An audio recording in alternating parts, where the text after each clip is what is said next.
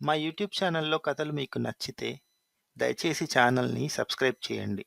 మరియు మీ ఫ్రెండ్స్ ఇంకా తెలిసిన వారికి షేర్ చేయండి. మా యూట్యూబ్ ఛానల్లో ఉన్న వీడియోస్‌ని లైక్ చేయండి. ఒకప్పుడు ఒక గ్రామం దగ్గర ఒక చిన్న చెరువు ఉండేది. ఆ చెరువు నీరు ఎంతో తీపిగా ఉండేది. పంటలకు వాడినప్పుడు మంచి దిగుబడిని కూడా ఇచ్చేది. గ్రామస్తులందరూ ఆ చెరువు మీద ఎంతో ప్రేమతో ఉండేవారు. అది దేవతల ఆశీర్వాదమని నమ్మేవారు.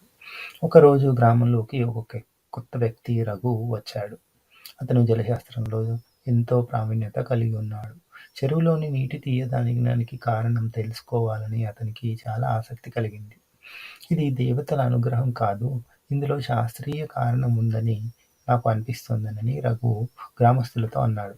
దానికి గ్రామస్తులు మొదట అతనిపై కోపగించారు. నీవు దేవతల మహితమని ప్రశ్నిస్తావా అని అడిగారు. కానీ ఊరు పెద్ద రఘుని సమర్థించాడు. అతనికి ఒక అవకాశం ఇచ్చి చూద్దాం. శాస్త్రం ఏం చెప్తుందో కూడా మనం తెలుసుకుందాం అన్నాడు. దాంతో గ్రామస్తులు కూడా ఒప్పుకున్నారు. రఘు చెరువులో పరిశోధనలు ప్రారంభించాడు.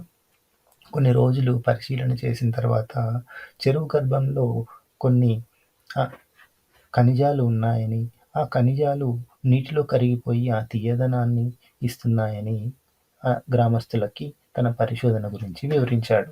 ఈ విషయం గ్రామస్తులకి తెలియజేసినప్పుడు వారు ఆశ్చర్యపోయారు. శాస్త్రంతో సహా ఈ ఖనిజాలు దేవతల ప్రసాదమని అనుకోవచ్చని రఘు వాళ్ళకి వివరించాడు కూడా. దీనికి గ్రామ పెద్ద కూడా ఒప్పుకున్నాడు.